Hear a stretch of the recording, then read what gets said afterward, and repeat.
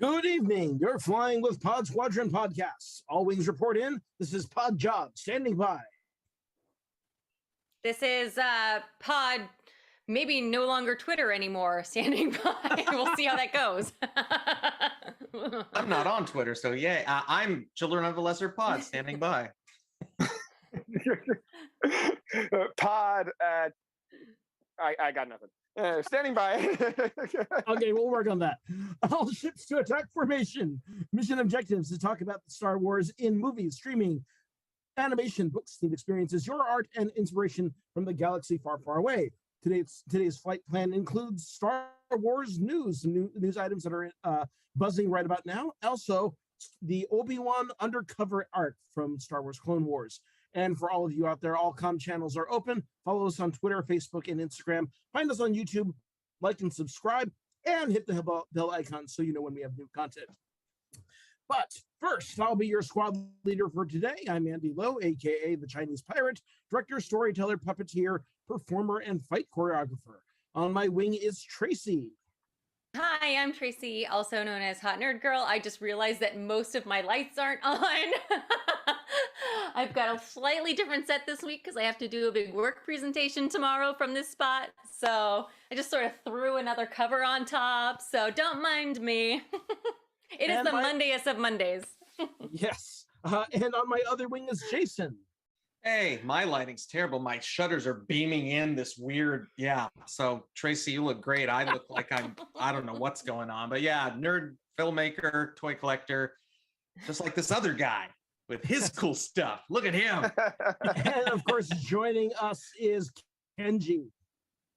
Thank you so much for having me again. Yes, I am the Kenjinator. I am an actor, martial artist, stuntman, and also a figure collector. Yeah. And we are just one squad on the fleet. We're part of the Geekish Network. That's right here on YouTube. Also, you can find us on Facebook, the Geekish Network. As foils to attack position, we're going in. Woo! Hi, guys. So, yeah, everyone's having a day, huh?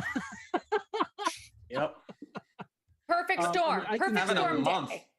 I was gonna say, I am still not quite recovered and still trying to put things back together again because so I work at for many of you who already know, but who do not, if you do not know, I work for a company called East West Players, and we hold our kind of huge fundraiser around this time every year. Actually, this is our first time doing this in 2 years because we were shut down through pandemic. So it's the first time doing an in-person gala at a new venue with a staff that we had a number of new hires through this pandemic as well. So I'd say only the quarter of our staff had actually done this event before. So it was some massive, but just to give you a scale of this event that we do roughly tries to earn about $1/3 to kind of supplement our whole Wow. operating budget to kind of keep the doors open, to underwrite all of our upcoming shows throughout the season, to do all of our classes, our advocacy work, everything that we do at East West Players. And this year we were honoring Randy Tamura, who was our board chair for a number of years, a great performance artist named Christina Wong, and of course Michelle Yeoh. Was she there? She was there. So and that was the big thing is once we figured out all the show logistics, then I had to switch gears and go into kind of security detail more or less. And so I was coordinating my team of like 7 handlers that were handling various celebrities and people throughout the night, various television stars, key. Does Michelle really need a security detail though? I feel like she would just kick anybody's ass. Well, it's a tricky thing, right? Because when you're famous like that, you have to say yes to everyone. You can't say no because they're your fans. So they become really dependent on folks like us who run security or kind of run an interference so that we can say no so that they can, maintain their reputation with their fans. But I mean, I know exactly what that's like. Yeah. Well, and it got intense, man. I mean, towards the end of the event, we were literally getting crushed in on all sides, and it was kind of like I need to open a clear path, and I need to get her out of the venue. But we just hear Whitney Houston playing as you're just carrying her in your arms. Yeah. But we also had Kiki Khan, who of course is Short Round or Data from the Goonies was there. He was there too. He is. He is genuine as all heck, and so glad that he and Michelle are. I want to be his best friend. I don't think he wants to be everyone's best friend too. He is so sweet. That's so nice to hear that he's a good person because, there weren't too many. I just remembered just to hear that he came back to acting, for Everything and Everywhere All at Once, because I remembered him fondly as a kid. So to see him again on the screen was just, it's great. It's so good. That film was amazing. I just saw it a few days ago with my family, and I was blown away by it. There's no theaters around here. So different, so fun, so just it was everything. It was everything everywhere all at once. But yeah, it was great. Check it out. Yeah, no, there's a great quote from him. Another interview was asking him, about how does it feel to be kind of paving the way and kind of representing the Asian American community right now. And the way it is, and he's like, I'm really thankful because I'm not really paving the way. People paved the way for me to come back. So I'm thankful to everyone else, and that's and that really kind of sums him up, right? I mean, and I get it too. I mean, I stopped acting at maybe about 30 when I just kind of like, yep, it's gonna dry up. There are no more, I'm now too old to play young gang members and stuff like that. There will be nothing for me as an Asian American actor until I get to like my 40s or 50s when I can be, the guy doing Tai Chi in the park. But it is so great to see, him, absolutely deserving and kind of coming back into things. So, so that was my weekend. I'm still exhausted and recovering. So if you hear a little hoarseness, that's what that is. So now that the gala is over, does that mean you're going to be back in your normal podcasting space? Because we have people who are missing your helmet. That's true. Yeah, I miss my helmet. We'll see, because I also still have a musical that I'm producing at the same time. We start rehearsals for that next week. So Theater never ends. Theater's a harsh mistress. Tracy, you look like you're waiting to welcome a special guest of your own, just with that. I know. It's my notepad. It's my notepad seat. I can't sit. I don't have a big enough bootay to sit in between the two chairs. So I have to like pick a side, and this is my better side. So I chose this side. Grogu's there still with you to your right. Oh, as his BB-8. Important. There you go. Yes, there you go. He doesn't talk much, but he's there. So all right. But we should move on into the show because we had a little bit of a late start. Sorry for everyone out there who's waiting for us. Let's get into some of the news. So we have a few new announcements. Of course, things are starting to ramp up as we get to May the 4th, and of course, Star Wars Celebration later next month. Kenji, do you have the first bit of news? So we just got announced this new game. It was from I believe it's Skydance. Skydance New Media. They just announced that they're doing a new Star Wars game, which is awesome. Basically, the details seem to be pretty hush-hush right now, but this kind of adds on to like a bunch of other games that we've got look forward to. So, essentially, it's no longer Star Wars property is no longer in the hands of EA. It's gone off the better pastures, and it seems like we're going to get some really cool, games to coming out of it. Am I correct? Now, is this going to be one of the first games under the new Lucasfilm or Lucas game, or what is it called? It's Lucasfilm Games. Lucasfilm Games. Now, I'm not sure if this is the super original. Yeah, I mean, so neither was LucasArts either, but yeah. Well, see, that was the thing, though, right? I mean, because those of you who are dinosaurs like me will remember that LucasArts was started like in the 90s, and it was a way for Lucasfilm to be protective of all of its properties and make sure that everything that was happening in video game space was representative of both the quality and the stories were treated correctly or lined up with everything else going on in books. And that's where you get like Shadows of the Empire, the TIE Fighter games, X-Wing, even actually what is the name of the studio of that did all of the point and click games like Sam and Max and the pirate games, the Ghost Pirate games. Monkey Island. Monkey Island games. Yeah, I know what you're talking Monkey about. Island. And so that publisher is still out, right? They still are publishing games, and they're still kind of leaders in the adventure game world. But they grew out of LucasArts, basically, right? I remember playing the Indiana Jones and the Last Crusade game, and it was still a point and click adventure game, very much like the Monkey Island games that were really fun. But this is interesting that it's a different course correction because they dissolved LucasArts when Disney took over, and now Lucasfilm seems to be retaking control of their gaming side. Or Disney is.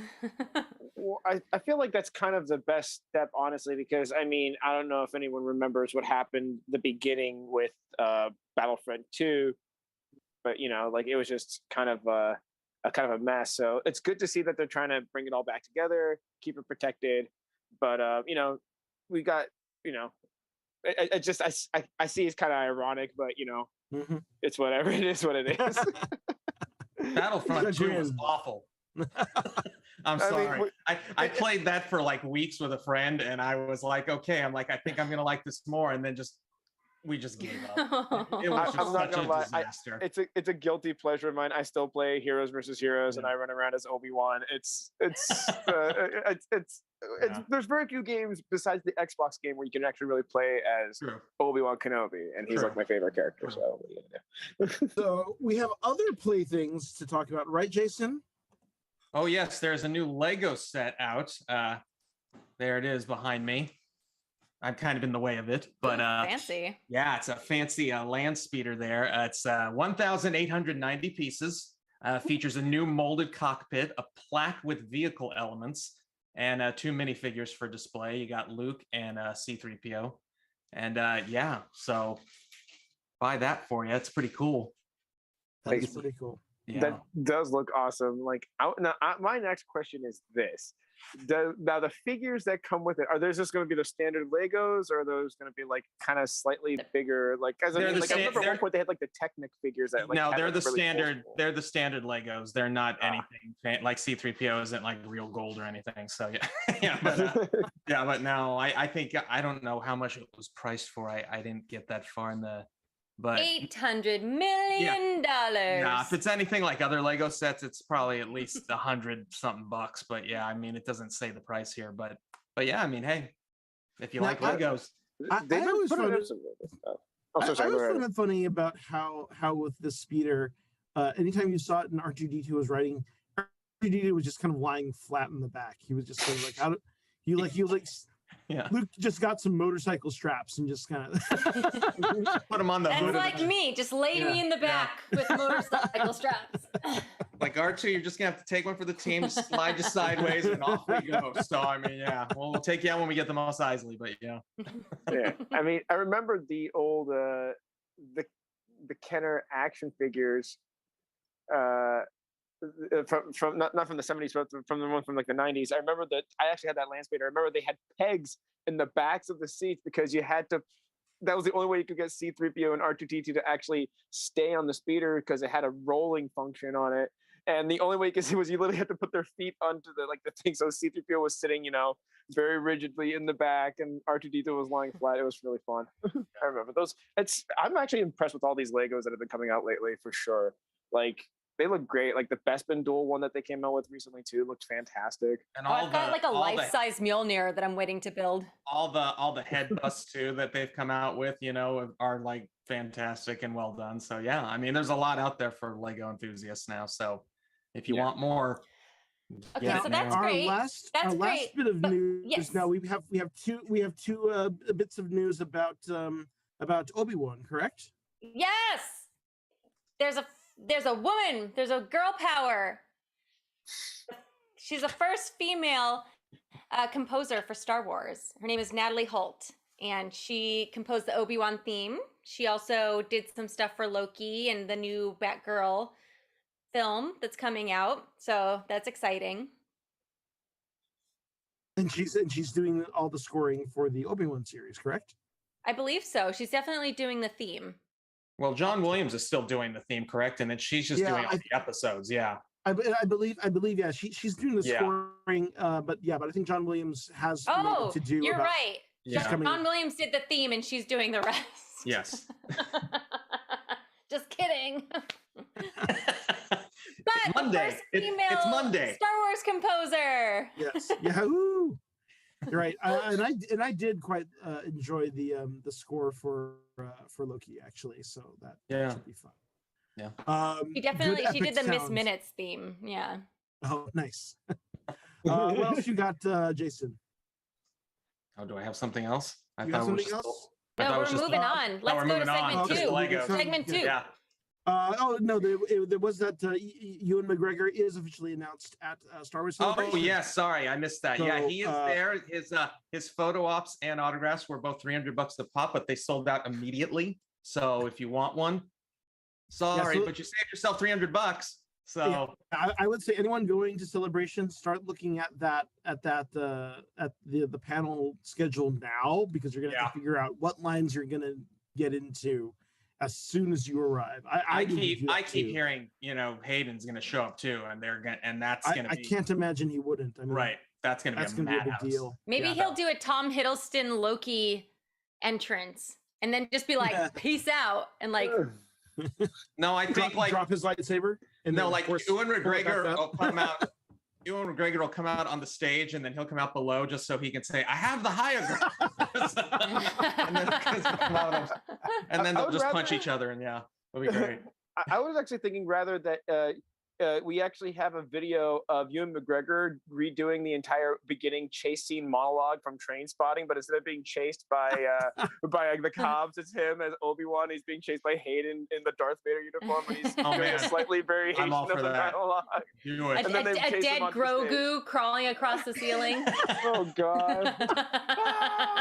Well, with that though, with all, of course, we are in our all the buzz trying to get ready for the new Obi-Wan series. So we've been starting to rewatch some of the Obi-Wan Kenobi content.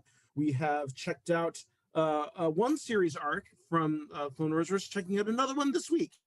So this week we are checking out the Obi-Wan Undercover series. This is the 5th arc from the 4th season of Star Wars Clone Wars. It is the 26th arc of the series overall and consists of 4 episodes. This originally debuted on January 20th, 2012 on Cartoon Network, but it is on Disney Plus right now. So we're going to be talking about these episodes. So this was a 4-episode arc. The first one was Deception. So very quickly, just to give you the gist of the rundown on this, is Obi-Wan Kenobi basically stages his assassination by a bounty hunter, who we discover was hired by Mace Windu. And of course, they double cross the bounty hunter, who thinks he's the hot shit now because he just killed a Jedi. But of course, he is captured and drugged and sedated while they disguise Obi-Wan as this bounty hunter, send him to jail in his place with the mission of engendering himself with a bounty hunter who is set to be doing some recruiting for Count Dooku, because now Count Dooku is trying to create a plot to hire 5 bounty hunters to kidnap Chancellor Palpatine in order to hold him for ransom and have various separatists released. And of course, no one has told Anakin any of this. And so Anakin goes out hell-bent on trying to track down the bounty hunter who's actually Obi-Wan in disguise. And Obi-Wan continues to try to get himself on the inside to get to the heart of the scheme. And that is the Obi-Wan does his face off. And he kind of does, actually. That's all I kept thinking about. So yeah, and then Anakin gets whiny and beats everyone up. Yeah. So let's start off with the first episode of the arc, Deception. So this began with the theme all warfare is based on deception. What did we think of this episode? I actually, first of all, I love a good face-off style story, like going into disguise. I mean, especially for someone like Obi-Wan too, because he seems like we always see him in that one look. So I love the fact that we got that brief glimpse of him just completely bald with no beard. That's right. That was great. That was such a nice little He looks like the iPhone man before you actually make it into your Bitmoji. Yeah, exactly. It was really cool. I mean, I personally I thought it was great. I always thought this is so cool. We get to see these different parts of Obi-Wan. It's I also love how Obi-Wan. We're so used to the Alec Guinness / Ewan McGregor very, very proper performance, right? And so here we get that character of Obi-Wan trying his best to be a ruffian, but when he was having so much fun, his trying to stick to his jet. Well, I mean, he's still doing stuff where he's like, okay, I'm not going to kill these guys. Did you I just guys like see how much the ringer he went through. I mean, between the sin and then how to change your voice. Well, let me just swallow this giant horse pill, and it was just, man, he really committed to the part. So did you guys see that? They had to actually design his bald face just for this shot because his normal face under the beard is the same shape as his beard. And so he's got lockjaw.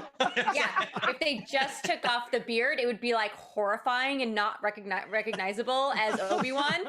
So they actually had to do a whole new character design just for that. Just would have looked like a blockhead from Gumby, it just would have been Obi-Wan.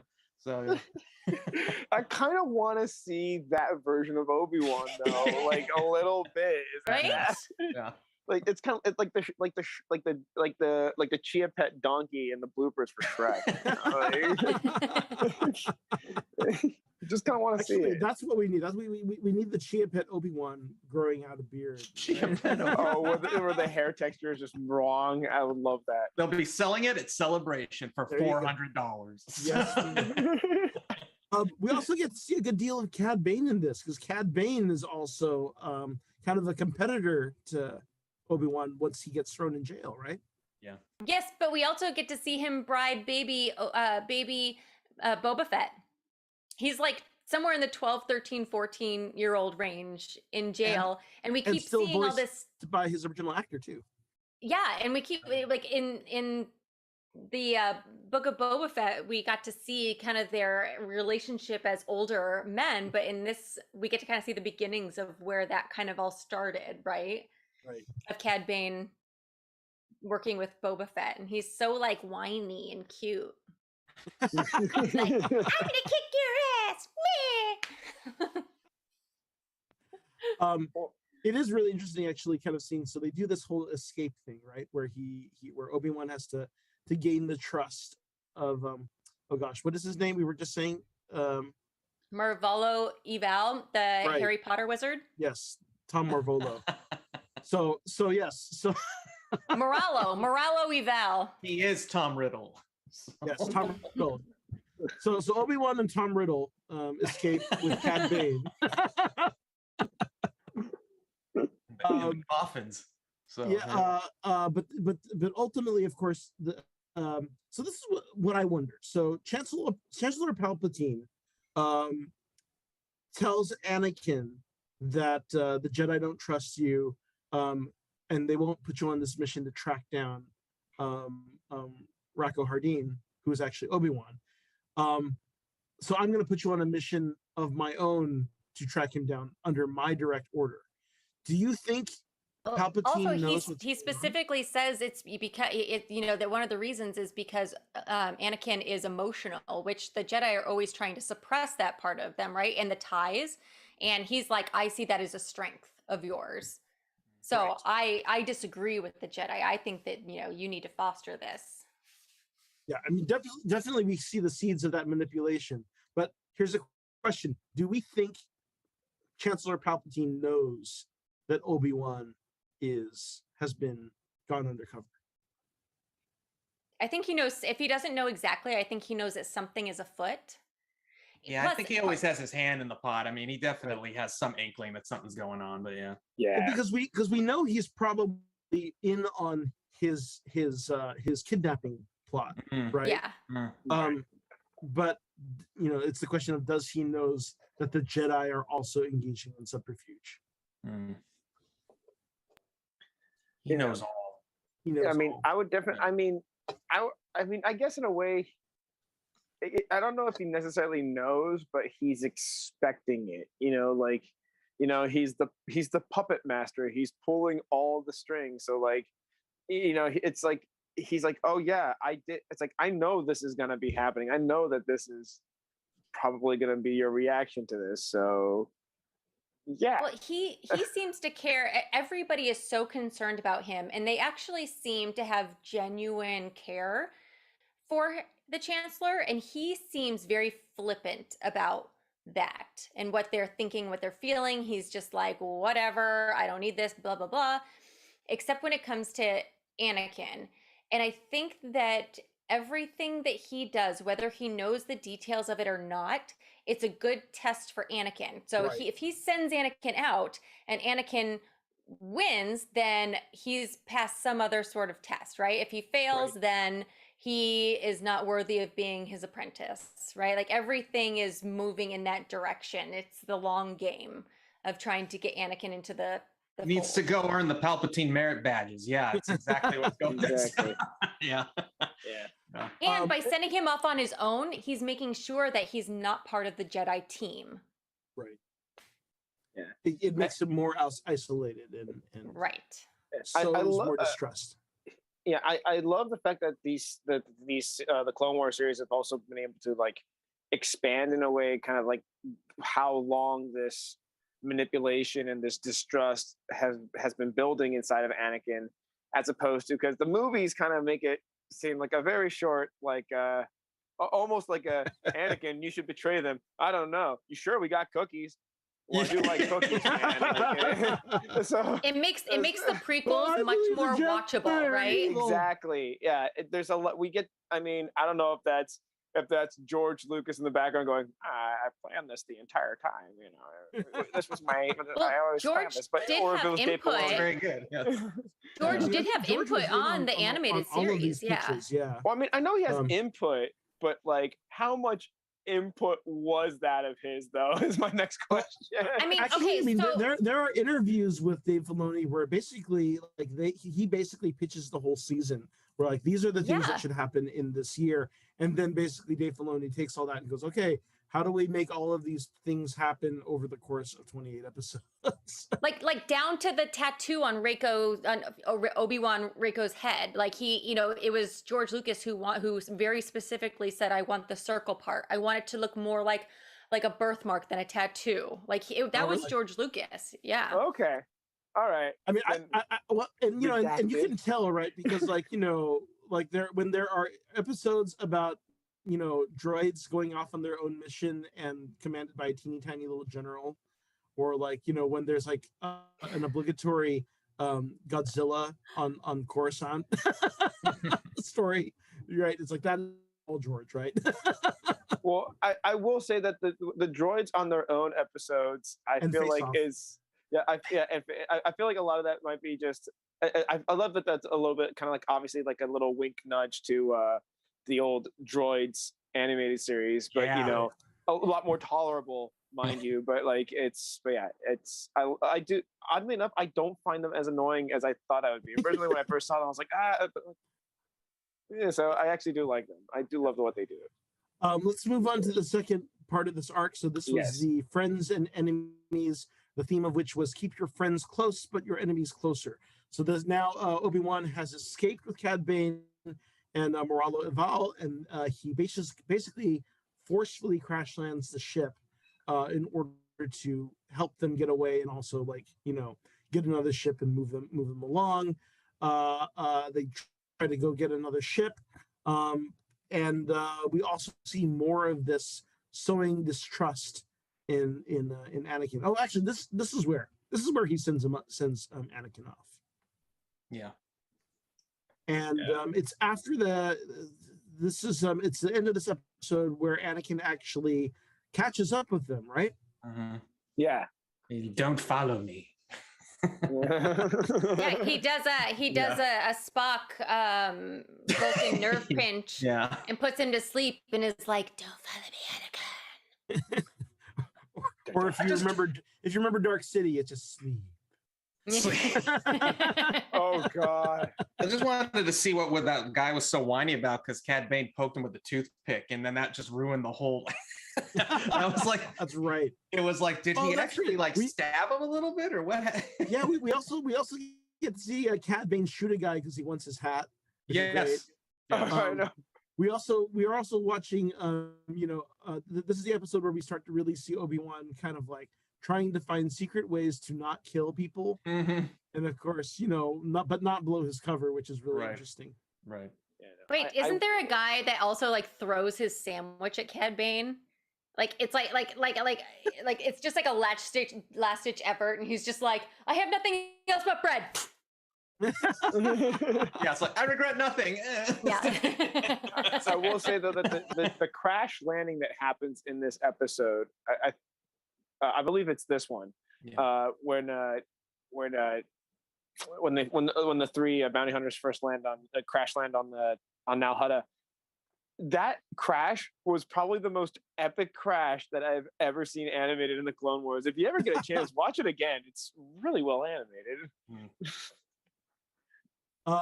Let's move quickly along to 417, the box.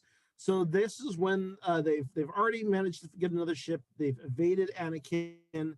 Anakin, of course, has to go and goes back to Yoda and goes, "Okay, what the fuck, guys? what the hell is going on?" And Yoda confesses everything to Anakin, right?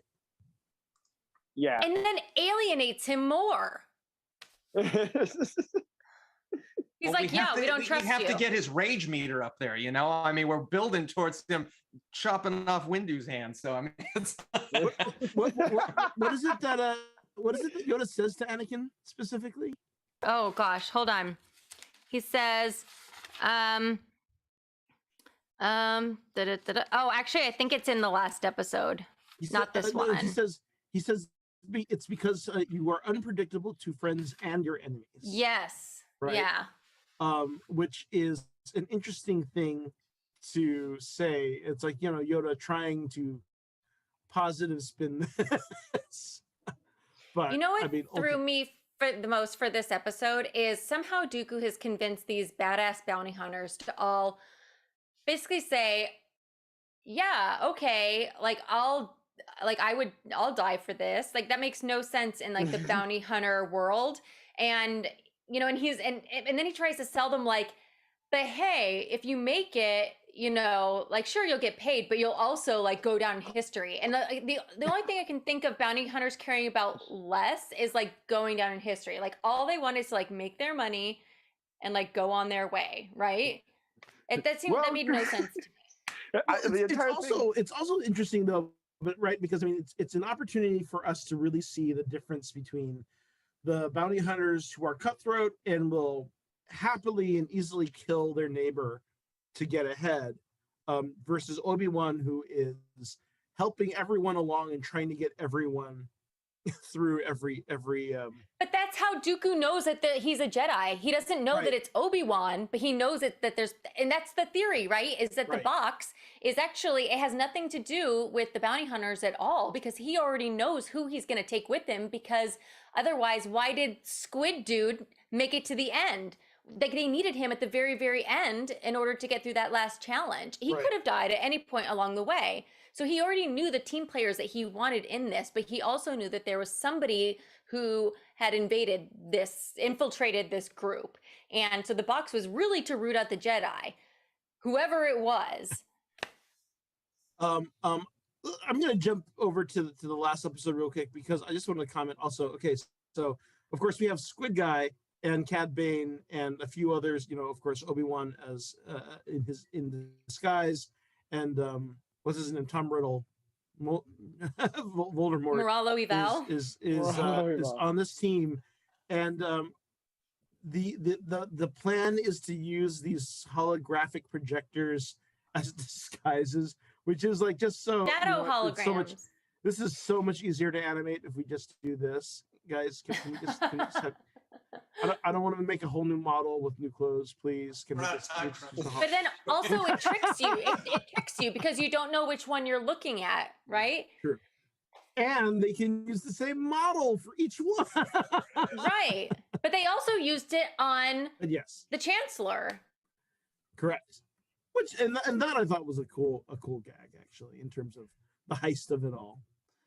I just don't get it. Like you know, like 5 of you are going to go through, and no matter who makes it through, the rest of you are going to be eliminated. All right, sign me up. Like, not bounty hunters. Yeah, but if they're all arrogant, then sure, then like I'm the best bounty hunter. Well, I liked it. I thought of it as it was the 24th annual Bounty Hunger Games.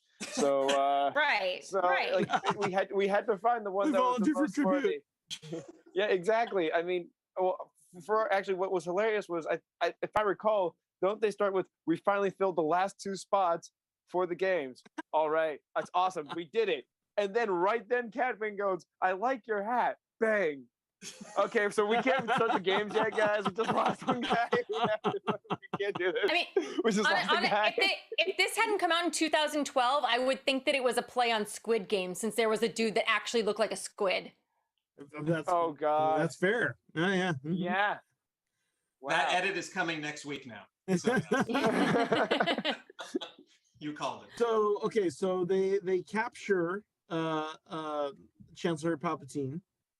Of course, Chancellor Palpatine is all kind of blasé, and then of course Obi-Wan tries to get in touch with Mace Windu in order to kind of give him a warning about what they're attempting. But of course, in doing so, it blows his cover, right? Yeah. Well, Dooku has planted a listening device and has been listening in on the whole thing, so he just doesn't show up. And of course, we get Cad Bane being Cad Bane, the badass that he is. Oh God, I mean, I do love the way that I love that this ended up being like an arc, not just for like Obi-Wan, but also for Cad Bane as well, because Cad Bane is he's a juicy character, you know. And I'm sure we're gonna see more of him in Obi-Wan. Like, there's just no way. Corey Burton is just, I mean, you know, he just, you know, I guess you can't really chew scenery in animation. He's chewing on the air, I guess. Yeah. Chewing on the toothpick. Chew the dialogue. Yeah. On the toothpick dialogue. Let's see here. We also get Obi-Wan admitting that it was his idea to deceive Anakin. Yeah. The betrayal.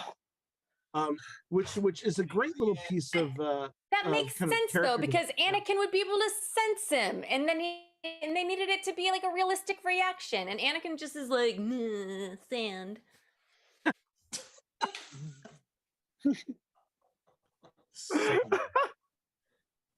Palpatine's just happy the whole time. Yeah. Good. Fighting angry. That's perfect.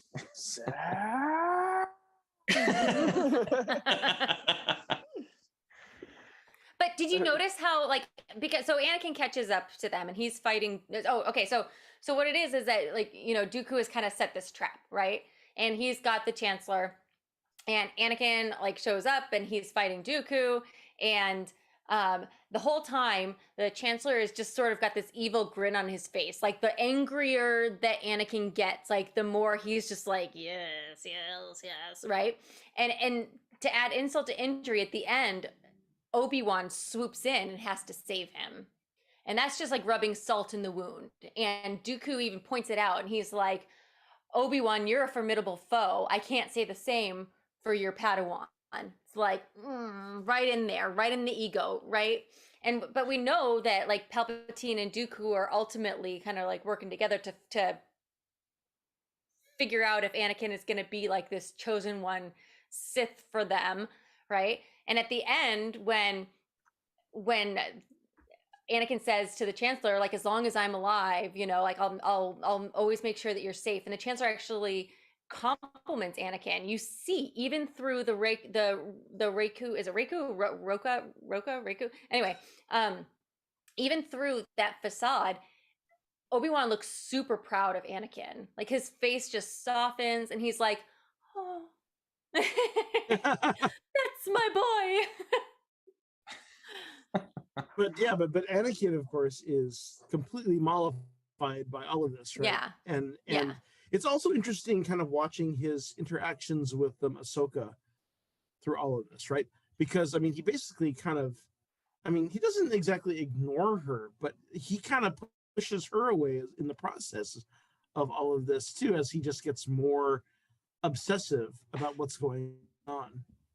And talk about, you know, she is definitely on his side in all of this, but, you know, she's kind of like doing her best to be a voice of reason, but, you know, has nothing to go on, which is also a really good setup for her eventual arc too. I mean, I just, the writing in this is, sometimes you get some episodes that are a little bit childish, but then you get like episodes like this where it just really helps explore like the emotional connection between Anakin and Obi-Wan. And it's episodes like this, you know, it's why the Clone Wars series is so good. You know, it's like, it's why, you know, it's had the fan base as long as it did. You know, there's a reason why, you know, grown adults cried when they heard that the final season was coming, because, you know, they not only did they know it was going to be fantastic, but, you know, it's that good that people waited for it to come back. So, you know, I love that the writing in this is so good. Any other final thoughts about this arc? Kevin said that he would say that the Chancellor was fanning the flames, but that seems in poor taste given the later high ground scene. Uh, I don't think. you can always count on Kevin for a. By the way, have you guys seen the battle between it's someone edited all the lightsaber clashes sound, so instead of it going when the lightsabers clash, it goes high ground, high ground, high ground, high ground. It gets annoying very fast, but it's also very funny at the same time. Sounds like that lightsaber you can buy from Target where you can record your own voice, and then Oh yeah. like fart noises and it's like, Can these people give me some of their time, some of this free time that they miraculously have? I do want to say also, this is will be really interesting because we do know that of course Hayden Christensen will be appearing in the Obi-Wan series. There is one, some speculation of people wondering if we'll see, of course, since we have the actress who plays Ahsoka, will we see them kind of go back and recover any of this ground from Clone Wars to kind of show some of this, very foundational relationship building. And we're going to get into some more of this. So the next time we're back, we'll be back on May 9th. We'll be covering one more Clone Wars arc. This, excuse me. This is the what arc is this? This is season 2, episode 4, and then season 6, episodes 5 through 7. This is with what is his name? Corvus, who is an old flame of Padme's.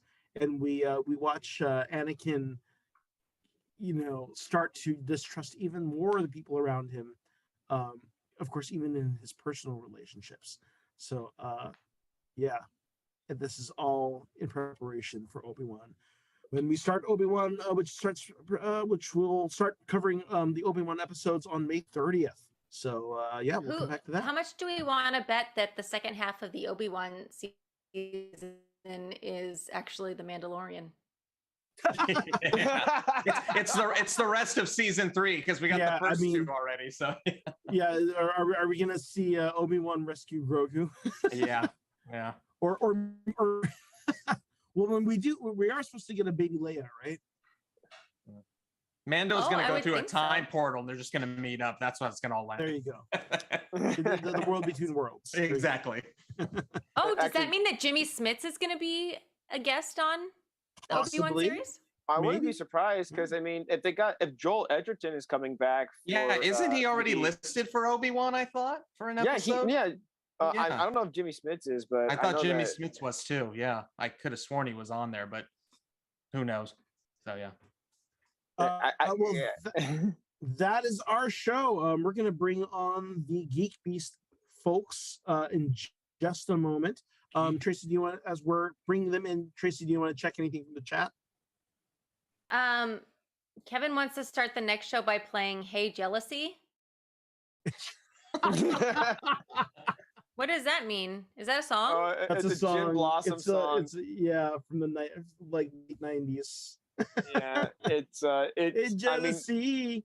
I mean, I feel like you guys could sing it like a cappella, but I feel like the second you guys played the actual audio, you get flagged.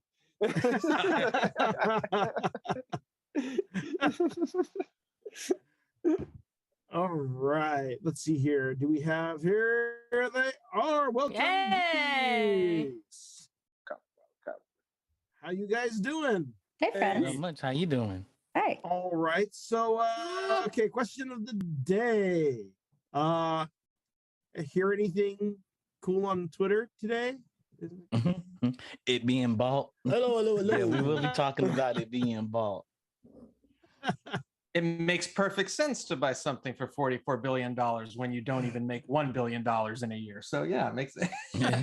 but hey, whatever. Now he can control everything. My first thought is Trump is going to be back. I know. Absolutely. He's like freedom of speech, that Absolutely. that voice. Oh, They know what that means. Someone's not being Absolutely. banned anymore based on their speech. So fuck. Let's Fuck all of our lives. Speech. We should just go on Twitter and just talk about how the Musk family made their money over and over again. Slavery is a good thing. You know?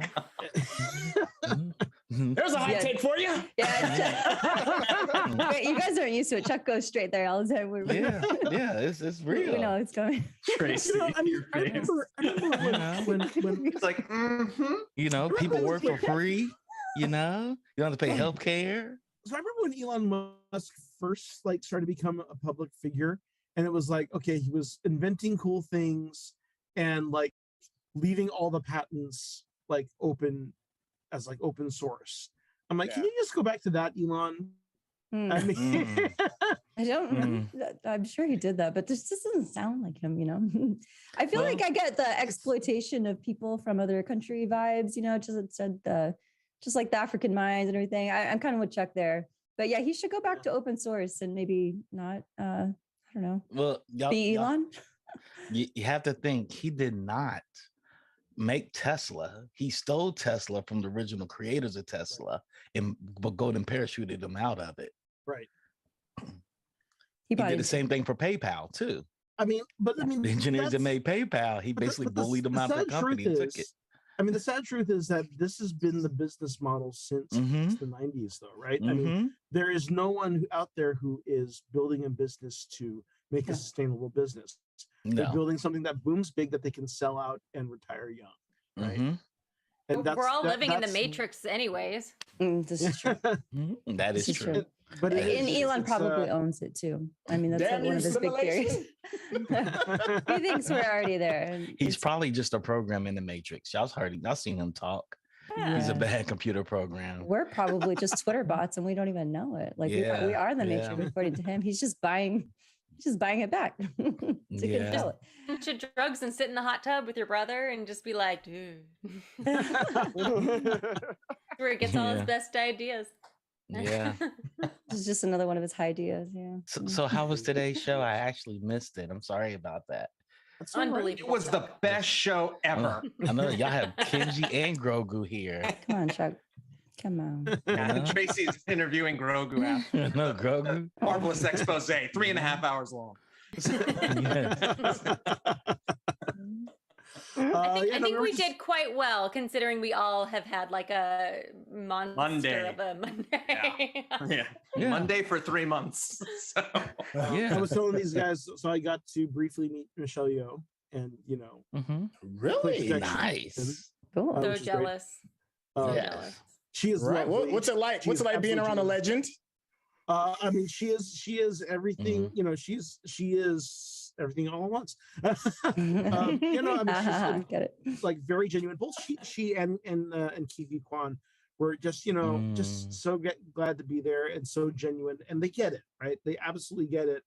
They have been through this industry in various ways, for years, for literally since I think they both made their screen feature debuts in 1984. Oh wow! And of course, this is her first headlining in a Hollywood picture. That blows my mind. Good for her. So overdue, absolutely overdue, and overdue for Key as well. They are both so wonderfully, gracefully carrying this film. If you guys haven't seen it yet, is she teeny tiny? Can you fit her in your pocket? She is actually. She's not as teeny tiny as other, but you do have the thing where you meet stars, particularly female stars in person. Yeah. And they always are like when I met Left Eye was tiny. Absolutely tiny. But yeah, Michelle is not quite that tiny. But she's definitely dancer's physique. Yeah. Still. Yeah. Just out of curiosity, was Stephanie Hsu there as well? Just out of curiosity, or she was not. It was, but we had Michelle, we had Key, we had Melvin Marr, who was the producer of Fresh Off the Boat for ABC, and is the producer of the series that she and Key are in right now, which is the American-born Chinese adaptation for Disney Plus. They're doing an adaptation of what's his name? Jin Yun. There was a graphic novel called American-Born Chinese that released, I want to say, in the early aughts, and this is an adaptation of that to a Disney Plus series, which kind of adapts some of the Monkey King stories in a contemporary kind of way. And then all the Marshall Club guys were there as well, which was very fun. So the Marshall Club guys, they are fight choreographers who are big Hong Kong cinema nerds. Check out their YouTube page; they're great.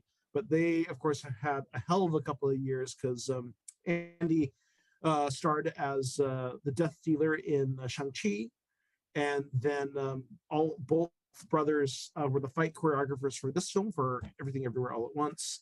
So, and and they're still just in their 20s and 30s, just a bunch of kung fu nerds, doing YouTube videos, and they are just rocketing and very exciting to see those guys. I want to work. God, I would love to work with them. Jeez, what a team, a team of people. Well, and also, but the thing is, they get it too. They get that fight choreography is camera choreography, is I mean, there's pacing, there's and it really is that they just been sitting there studying all these classic Hong Kong films for years on end. But what are you guys talking about today? We're talking about Twitter, of course. That's it. That's all we're talking about. We have some other news too. The Wachowskis have done something very interesting. Really? Oh yeah. Yeah, come watch the show. We'll talk about it. Yeah. And J.J. Abrams is back out here working again. You thought you got rid of him, he comes back with something else. Something seemingly beneath him too. I don't know. Maybe that's too judgmental of me, but Hot Wheels. He's doing Hot Wheels movie. The fuck? What? Hot Wheels movie. There's all kinds of crazy stuff going on because there's everything going on with the Discovery, Warner Brothers. Yeah. And Ezra Miller's lost his damn mind. Oh my God! Am I the only one shouting from the? I'm like, nobody's seeing this. Nobody's seeing Ezra absolutely lose his shit. And I saw it again today. I'm pretty sure I've heard every apologist in the world for Ezra Miller. Nobody's like, fire his ass. Am I the only one? I'll say it. People be scared to say it. I'm gonna say it.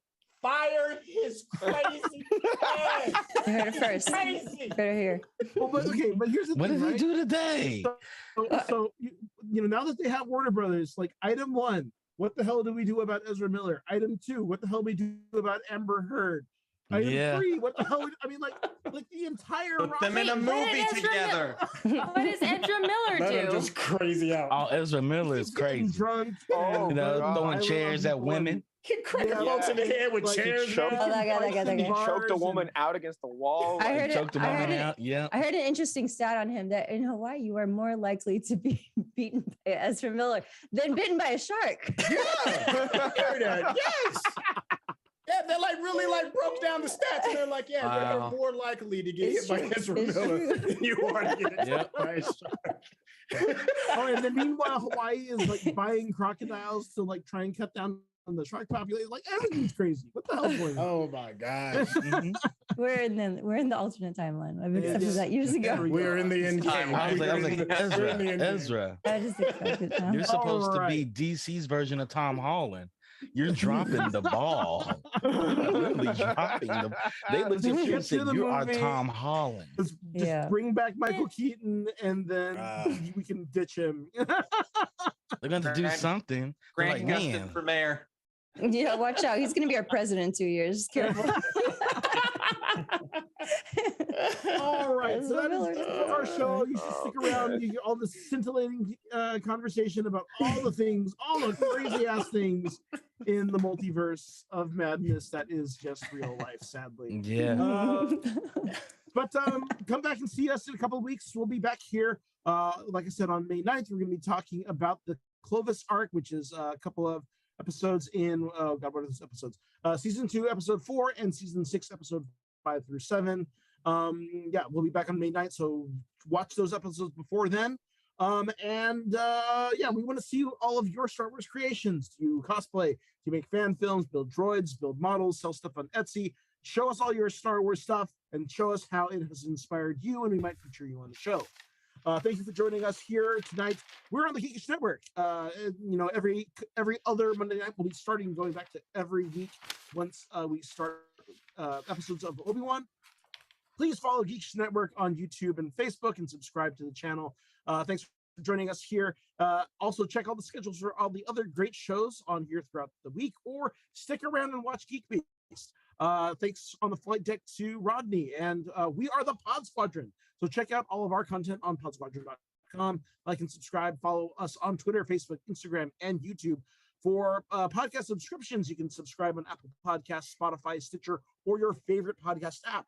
I am the Chinese Pirate at Chinese Pirate _ on all platforms. I am Tracy, hot nerd girl. Just Google it. You'll find me. Forever Studios. I can't talk. Google it. You'll find me. And I am Kenji. You can find me at Kenjinator on Instagram and the Kenjinator on Twitter. Not Twitter, Twitch. The Kenjinator. Love it. All wings return to base. Course laid in and prepare to make jump to light speed on my mark. And remember, the truths we cling to depend on your own point of view. Only the Sith deal in absolutes. Good night, everyone.